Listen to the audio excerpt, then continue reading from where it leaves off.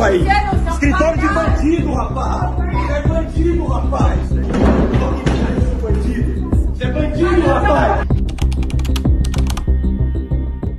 Revista Elite, Adams Magazine, diretamente de São Paulo. Eu estou ao lado do empresário de litígios, conhecido não só aqui na cidade de São Paulo, no estado, mas também nacionalmente, né? Conta um pouco quem é você, se apresente para o público e conte um pouco da sua história. Então o Enzo é uma pessoa que já figura, né, nesse segmento de litígio já desde muito novo, né? Eu frequento o escritório de advocacia desde que eu me conheço por gente, para ser bem sincero, onde eu pude fazer, né, um negócio, na verdade foi o primeiro negócio que eu fiz na área de comprar a parte de um tio meu, nessa herança do meu avô, e desde então eu venho aí, né, trabalhando nesse segmento, atuei não só nessa causa, como outras grandes causas, dentre elas hoje atuo numa causa de repercussão, que é o espólio do seu Samuel Klein, hoje eu faço a gestão do quinhão hereditário do Saul, que é um dos herdeiros. Explique qual era a relação sua com esse escritório de advocacia. Perfeito, mano. Olha, esse escritório de advocacia, que é o Luque Advogados, eles me representavam em causas que eram causas minhas, ou seja, causas próprias, causas que o meu nome figurava, e em outras causas que eu participo, né, muitas das vezes ou como litigante, ou como financiador, ou como própria pura consultoria que eu presto também, e sempre tem que ter, né, um advogado do meu lado. Então eles eram o meu parceiro jurídico em todas as minhas negociações. Tínhamos uma relação de longa data, né? Na verdade eles foram apresentados para mim através de uma tia minha, onde eles patrocinavam essa minha tia no inventário do meu avô paterno. A gente identificou uma demanda na família da minha mãe de um reconhecimento de união estável, onde a minha avó foi juntada, né, que era o nome antes do reconhecimento, né, hoje a gente pode falar casada, né, teve um reconhecimento de união estável, durante 65 anos com o companheiro dela. A minha mãe, que sempre teve uma boa relação com essa minha tia paterna, foi, né, conversou com ela sobre essa demanda, falou que a gente estava, né, procurando um advogado, e essa minha tia, como era patrocinada pelo escritório Luque, falou, olha, a gente pode ir lá conversar com eles e ver se eles têm interesse e tal. Minha mãe foi, a gente foi lá, né? No caso minha mãe com a minha avó e os herdeiros foram lá, eles demonstraram interesse, patrocinaram, começaram a patrocinar a causa. Então eles ficaram patrocinando o inventário do meu avô paterno e o inventário da minha bisavó materna. Nesta causa da minha família materna, eu figurei como intermediador, fui contratado pela minha família materna, né? Tanto pela minha avó quanto pela minha tia-avó, que me pagaram, cumpriram exatamente o que estava no contrato. Sim. E fui contratado também pelos herdeiros dessa minha outra tia-avó, que é o Rodrigo, a Paula e a Giovanna Scarano. E esses 3 herdeiros, o que aconteceu foi que quando eles receberam a parte deles, e o que ficou acordado, que eu como intermediador receberia o meu pagamento de intermediador depois deles, ou seja, receberiam os advogados, os herdeiros e depois o intermediador. E aí eu fui procurado nessa hora pelos herdeiros, né, da minha bisavó, que é a minha avó, a minha tia-avó e esses outros meus primos de segundo grau, junto com os advogados. Eles sabiam que eu tinha um amigo em comum com a família Moraes. Falaram, Enzo, você não pode ajudar a gente? Eu falei, claro que eu posso, mas esse é o meu trabalho, né? Afinal, essa é a minha profissão, cresci fazendo isso.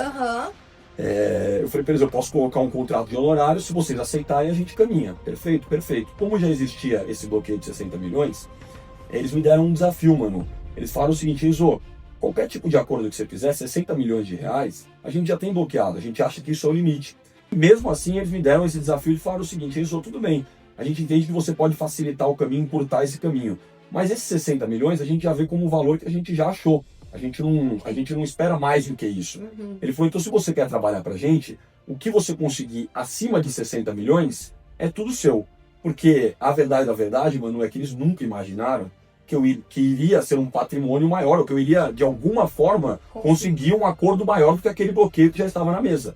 Quando a gente foi identificar qual que era o real patrimônio dele, a gente identificou que dentro desse patrimônio existiam alguns imóveis que ainda estavam a valor, né, venal, a valor de compra lá de trás, e existiam ações que também estavam com valor de aquisição. Quando a gente identificou qual que seria o real patrimônio, e estamos falando de 60, metade seria 120.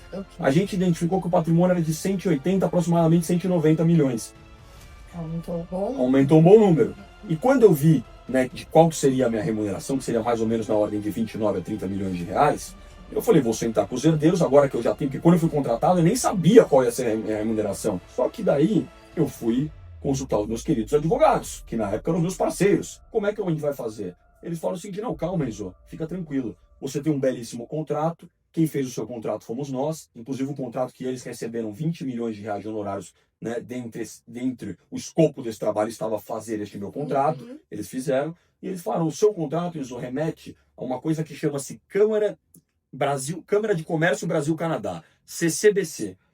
Consegui conciliar essas 14 cabeças, fizemos esse acordo, eles resolveram não me pagar, os advogados receberam todos os honorários dele e me aconselharam, né, me induziram, na verdade, a litigar nessa Câmara Brasil-Canadá. Por quê, Manu? Porque o dono do escritório, o Dr. Luciano Godoy, já foi árbitro, inclusive é árbitro. Tenho gravações do Dr. Luciano me falando, inclusive, que ele tinha encontros frequentes com os árbitros do meu processo, entendeu? Sim. E me vendendo uma segurança por isso, entendeu?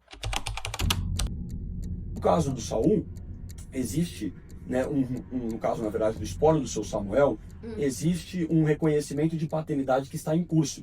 Um filho, né, uma pessoa que busca um reconhecimento de paternidade em relação ao seu Samuel. Na verdade, essa pessoa até já faleceu, então a família dessa pessoa busca um reconhecimento de paternidade em relação ao seu Samuel. Perfeito? Sim. Perfeito.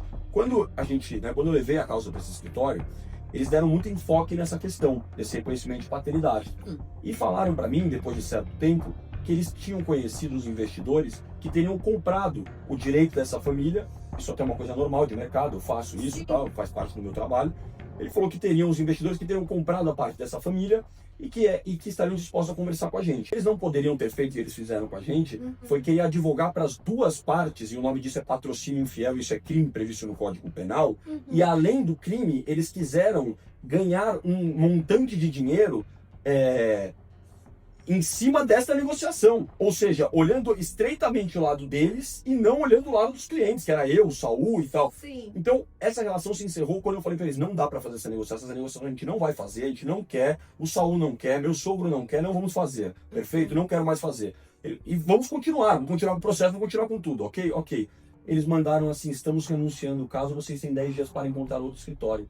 Que foi um choque, né? Foi um hiper choque, um caso grande, um caso de repercussão, um caso midiático. Você tem que fazer essa troca de escritórios, nunca é fácil, entendeu? Ainda mais dessa forma abrupta e unilateral, entendeu?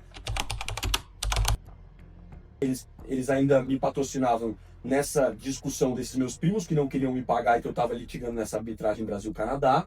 E eles ainda patrocinavam, né, o meu pai nesse processo que a gente figura como litigante no inventário do meu avô paterno, Boris Gorentzweig. Eles não me avisaram que eu teria o risco de tomar uma sucumbência, sabe? E eu tomei essa sucumbência, tomei uma penhora nas minhas contas. E para piorar, nessa história, né, do inventário da minha bisavó materna, como quem levou a causa para o escritório foi a minha mãe, que não é herdeira, não é intermediadora, não é nada. Como ela que levou a causa para o escritório, através da minha tia paterna, como eu contei aqui no começo, Sim. ela celebrou um contrato com ele de comissionamento, onde eles tinham que pagar uma comissão para ela. E o que acontece foi que eles, além de todas essas histórias que eu contei para vocês, eles não pagaram a comissão da minha mãe, eles meiaram, para não ter que pagar a comissão inteira. O que eles fizeram, Manu? Eles dividiram os honorários com outro escritório, que não trabalhou, não conheceu os herdeiros, não fez nada nessa causa, dividiu os honorários e falou: a gente só vai pagar sobre o que a gente recebeu nesse CNPJ que é o nosso, sobre o outro a gente não paga. E isso nunca foi combinado com a minha mãe. E o estopim dessa briga toda, que acho que agora estamos chegando no final, foi que eu recebi uma sentença dessa Câmara Brasil-Canadá falando que o meu contrato estava sendo anulado porque a contraparte não sabia que era eu que estava recebendo esse dinheiro da intermediação. E que eu induzi eles a erro, porque eles sabiam que eles estavam pagando uma intermediadora, mas eles não sabiam que eu era intermediador. E eles realmente venderam para mim muita influência nessa Câmara Brasil-Canadá, a ponto de, né, aí já, né, são tudo indícios, né, chegar e depois de terem muitas brigas comigo por conta de outros processos que eles fizeram absurdos comigo, me veio uma decisão dessa dos amigos deles, como eles gostavam de chamar, anulando o meu contrato. Você não acha muito estranho? Eu tenho 3 agravos em recurso especial que não foram nem sequer conhecidos por falhas formais nos recursos, tá?